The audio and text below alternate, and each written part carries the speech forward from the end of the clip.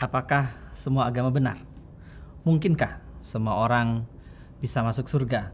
Semua kan sama-sama ciptaan Allah. Kenapa tidak semuanya diberikan hidayah dan dimasukkan surga? Ini yang akan kita bahas. واعتصموا بحبل الله جميعا ولا تفرقوا. Assalamualaikum warahmatullahi wabarakatuh. Ada pertanyaan menarik dari banyak pihak.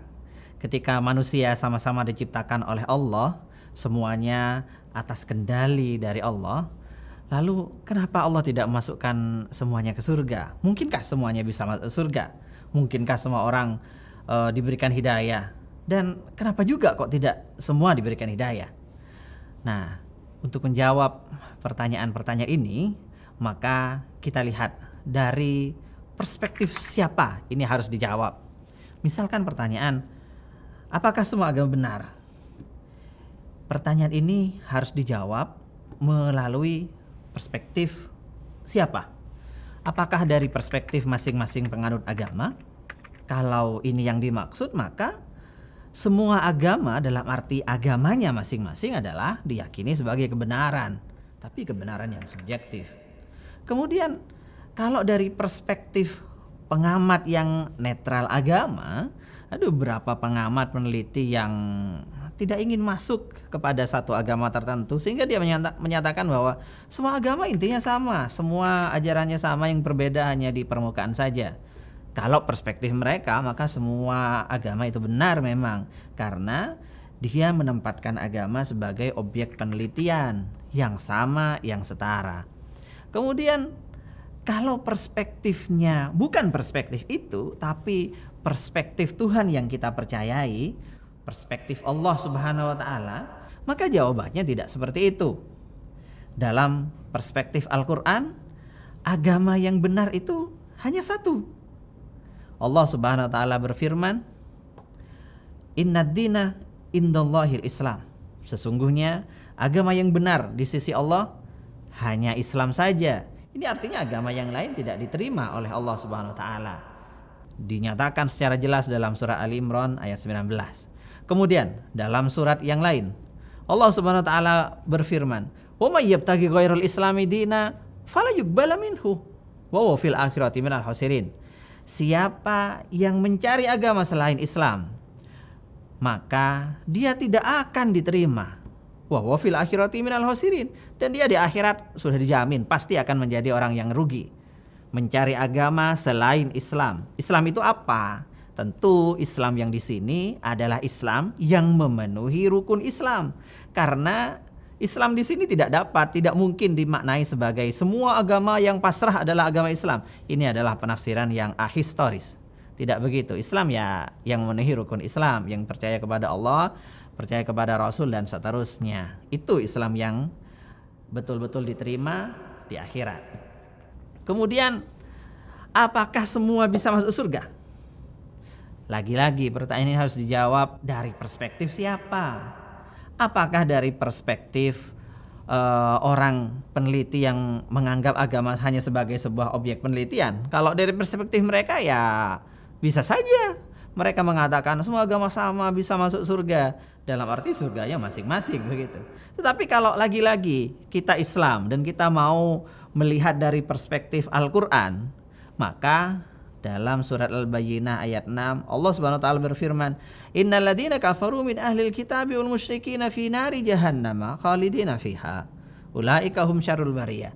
Sesungguhnya orang-orang kafir, baik itu dari kalangan ahli kitab, baik itu dari kalangan kaum musyrik, semuanya fi nari jahannam, mereka semuanya masuk dalam neraka jahanam, khalidina fiha, kekal di dalamnya.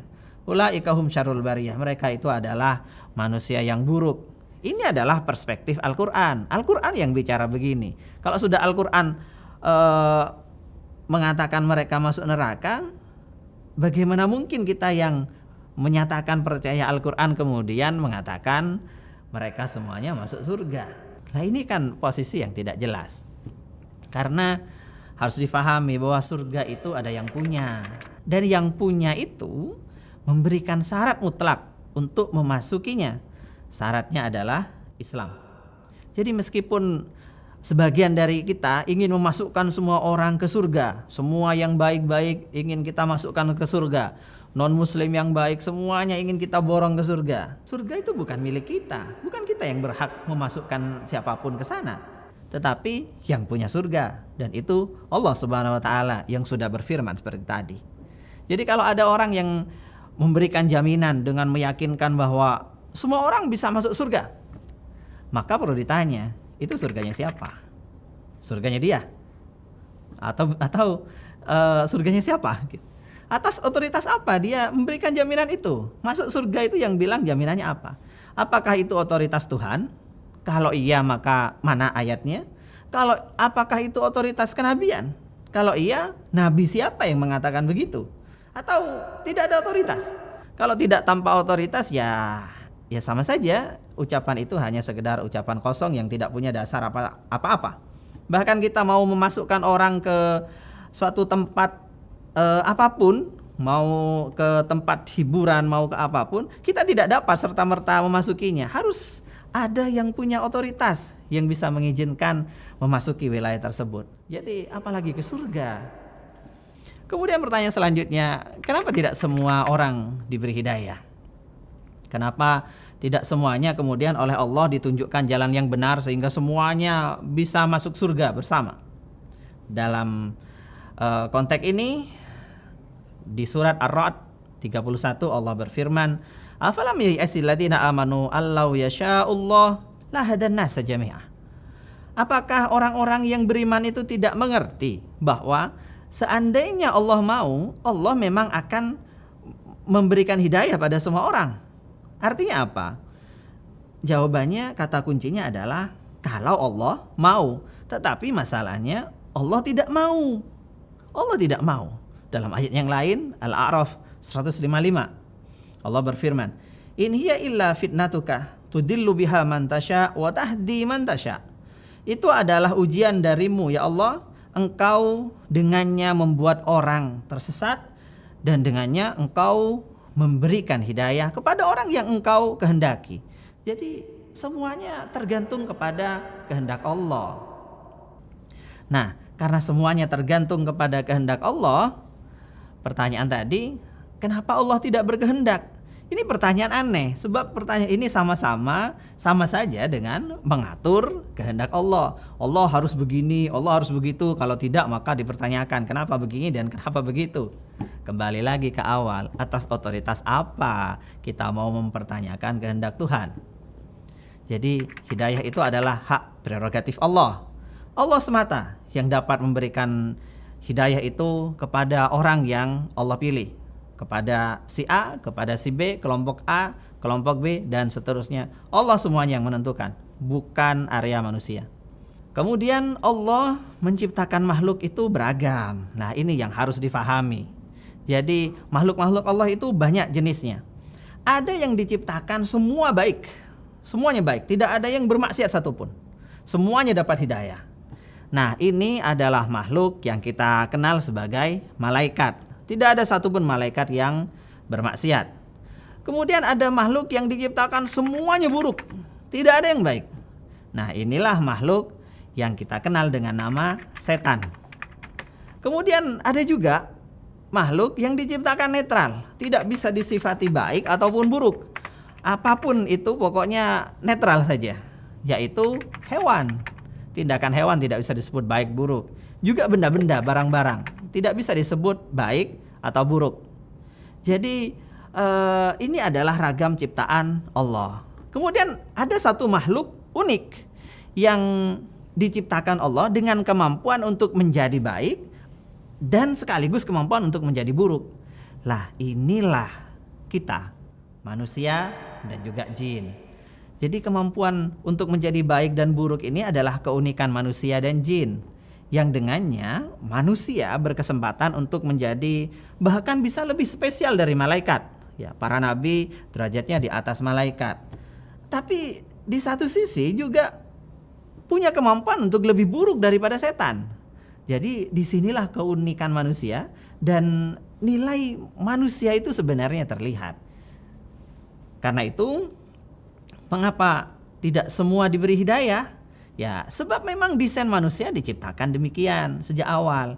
Manusia tidak didesain menjadi seperti malaikat yang selalu benar, tapi juga tidak didesain menjadi seperti setan yang selalu buruk, selalu salah.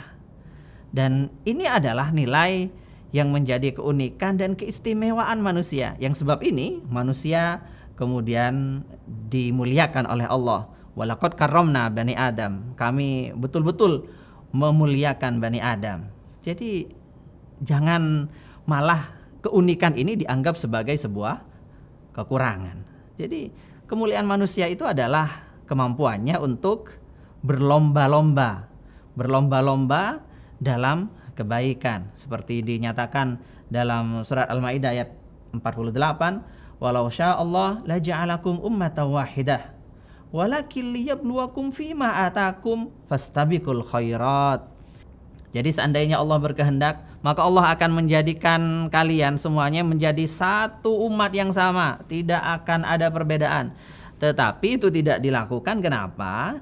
Karena untuk menguji kalian tentang apa yang diberikan oleh Allah. Karena itu tugasnya cuma satu. Ketika ada dibedakan itu fastabiqul khairat, maka berlomba-lombalah dalam kebaikan. Jadikan perbedaan itu sebagai motivasi, sebagai sarana untuk berlomba-lomba. Kemudian pertanyaan terakhir, kenapa tidak semua diampuni?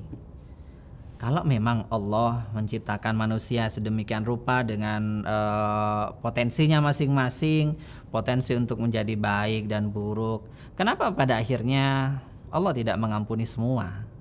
Toh pengampunan itu adalah hal yang ringan bagi Allah. Kenapa tidak semuanya dimasukkan surga saja? Dalam hal ini di surat Al-Maidah 118 Allah berfirman, in tu'adzibhum fa innahum ibaduk.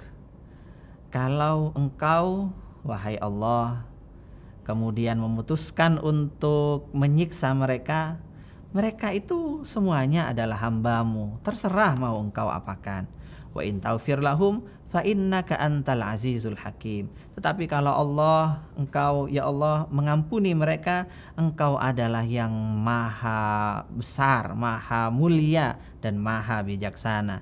Artinya semua lagi-lagi kembali kepada Allah. Apakah Allah memutuskan akan menghukum dengan adab, atau Allah akan memutuskan untuk memberikan ampunan?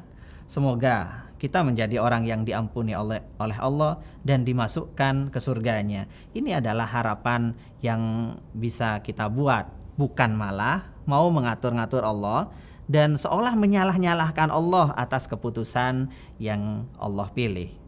Jadi seharusnya pertanyaannya bukan seperti itu. Pertanyaan yang sepantasnya adalah, mengapa saya tidak mendapat hidayah? Apakah jalan yang saya tempuh ini salah?